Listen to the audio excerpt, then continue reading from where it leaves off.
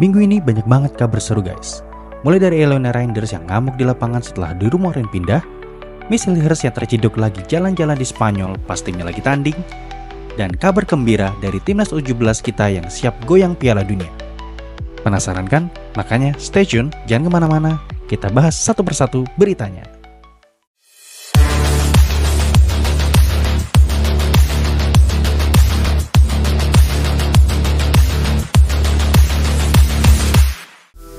Oke, berita pertama datang dari Eropa.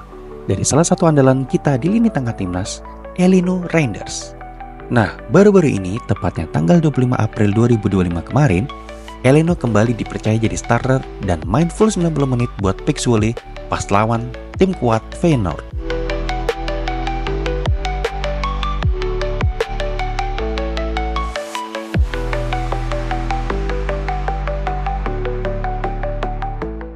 Gokil nggak tuh, dapat kepercayaan penuh dari pelatih di laga penting. Ini menunjukkan dia masih dianggap pemain penting di skuad Zwolle. Emang sih, hasil akhirnya pahit banget buat Zwolle. Mereka harus takluk 4-0 di kandang Feyenoord. Tapi yang perlu dicatat, Eleanor tetap ngotot di lapangan sepanjang pertandingan. Dia bahkan hampir aja bikin gol keren di awal laga, tepatnya di menit kedua. Tendangan kerasnya dari luar kotak penalti membentur mistar gawang.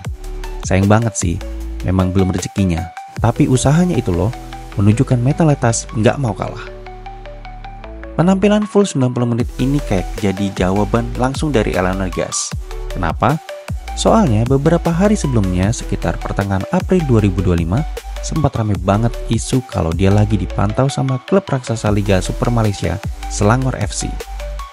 Rumor ini muncul dan diberitakan oleh jurnalis Malaysia. Kabarnya karena Eleanor dianggap minim menit bermain bersama PEC Zwolle musim ini. Begitu rumor ini keluar, banyak supporter kita yang langsung heboh di media sosial. Banyak yang menolak mentah-mentah ide kepindahan Eleanor ke Liga Malaysia. Alasannya macam-macam. Tapi intinya, banyak yang khawatir kualitas permainannya bisa menurun kalau pindah ke sana. Bahkan ada yang nyebut Liga Malaysia cuma Liga Petani. Tapi dengan dia langsung dipercaya jadi starter dan main penuh 90 menit melawan tim sekelas Feyenoord, ini seolah jadi pembuktian dari Eleanor. Dia seakan ingin menunjukkan kalau dirinya masih fokus penuh, punya kualitas bersaing, dan terus berjuang mendapatkan tempat utama di Eredivisie Belanda. Bukan malah mikirin pindah ke liga yang levelnya dianggap di bawah. Penampilan ini secara tidak langsung membantah narasi minim menit bermain sebagai alasan utama untuk pindah. Jadi, meskipun belum gacor banget soal gol ataupun assist, perannya dalam pertandingan tim terutama dalam menjaga keseimbangan dan memulai serangan dari belakang tetap ada dan dibutuhkan. Jadi, buat kalian yang kemarin sempat khawatir Eleanor Reinders bakal tergoda pindah ke Liga Malaysia, penampilan terakhirnya yang main penuh 90 menit ini semoga bisa bikin sedikit lega ya. Kita doakan aja dia terus dapat kepercayaan dari pelatih, yang konsisten dan terus berkembang di kompetisi Eropa. Mantap Eleanor, terus berjuang.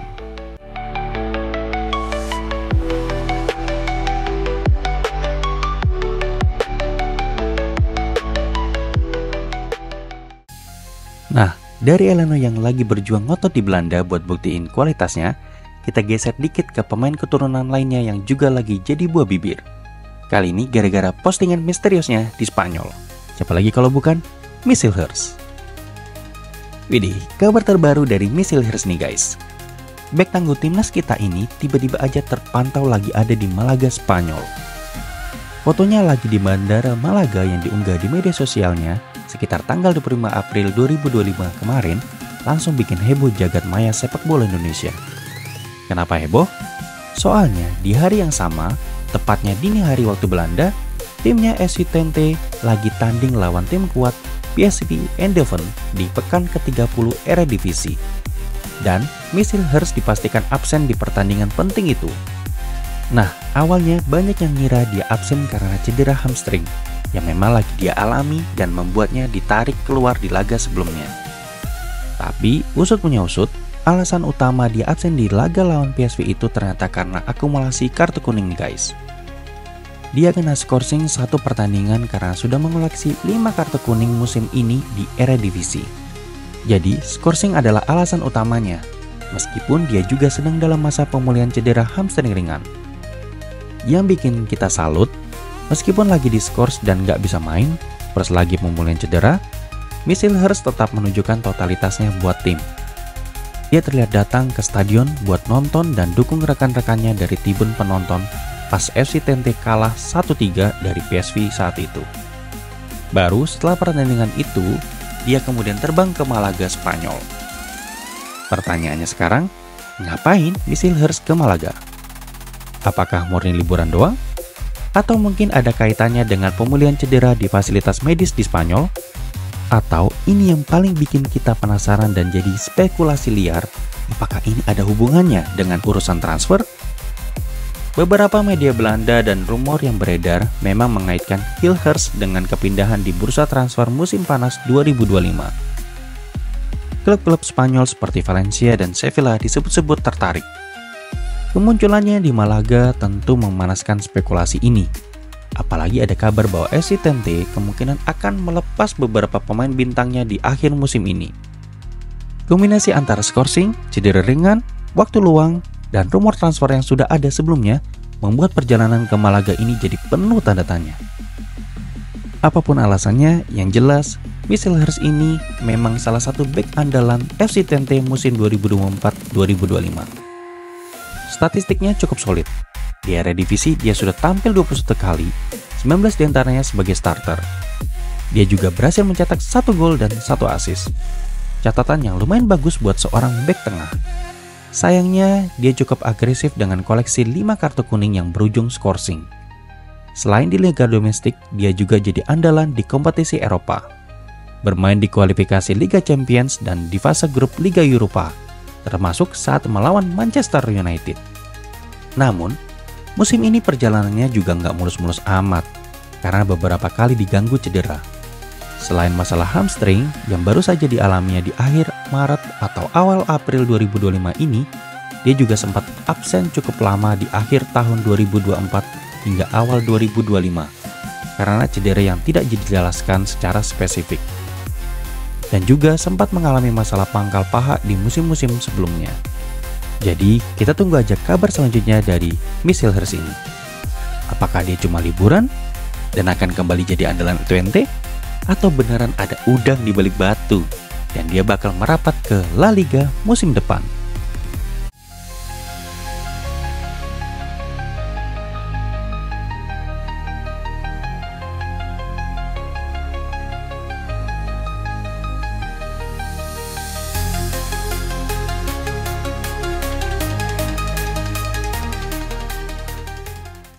Siap-siap bangga guys, Timnas Indonesia U17 kita resmi masuk ke pot 3 untuk drawing Piala Dunia U17 2025 yang bakal digelar di Qatar November nanti.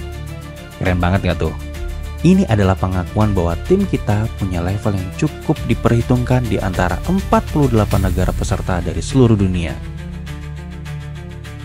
Penempatan di pot ketiga ini salah satunya didasarkan pada performa kita di Piala Asia U17 2025 yang digelar di Arab Saudi pada bulan April kemarin. Meskipun langkah kita harus terhenti di babak perempat final, tapi penampilan Garuda Muda di fase grup itu benar-benar sangar dan bikin kita semua bangga guys. Gimana gak sangar? Kita sapu bersih semua laga di grup C. Laga pertama kita berhasil menumbangkan tim kuat Korea Selatan dengan skor tipis 1-0. Di laga kedua kita menggayang Yaman dengan skor meyakinkan 4-1. Dan di laga terakhir grup kita libas Afghanistan 2-0. Hasilnya sempurna jadi juara grup dengan 9 poin penuh.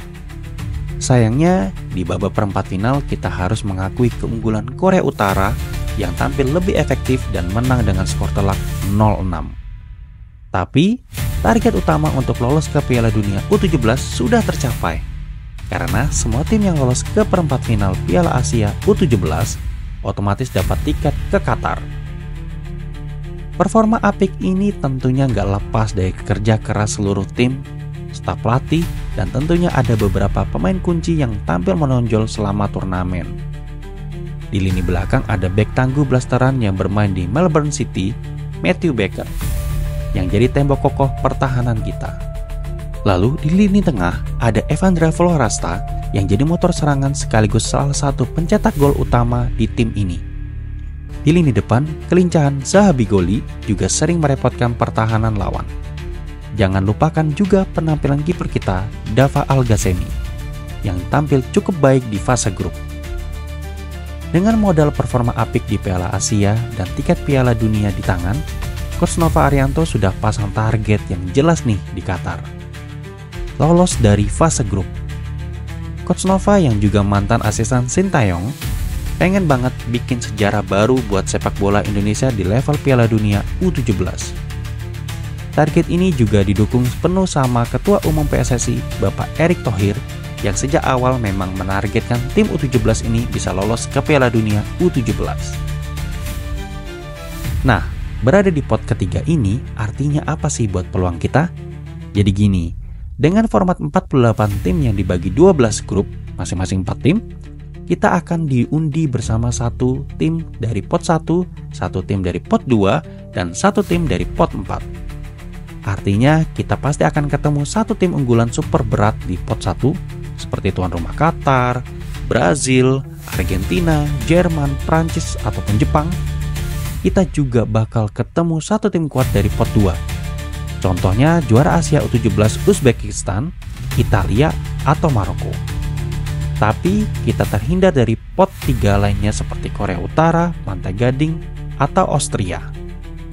Untuk bisa lolos grup sesuai target Coach Nova, skenario idealnya adalah kita wajib menang lawan tim dari pot 4 dan berusaha mencuri poin minimal hasil seri atau bahkan bikin kejutan menang lawan tim dari pot 1 ataupun pot 2.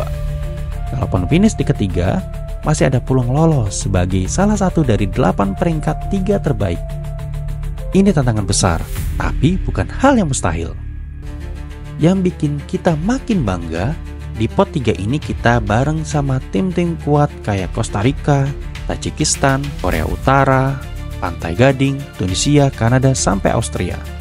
Sementara itu, coba lihat di pot 4. Ada negara-negara sepak bola kuat Eropa kayak Portugal sama Swiss. Gila nggak tuh? Timnas Indonesia U17 bisa ada di pot yang lebih tinggi dari mereka dalam drawing Piala Dunia. Pokoknya ini jadi bukti sahih kalau sepak bola kita, terutama di level usia muda, udah mulai diperhitungkan nih di kancah internasional.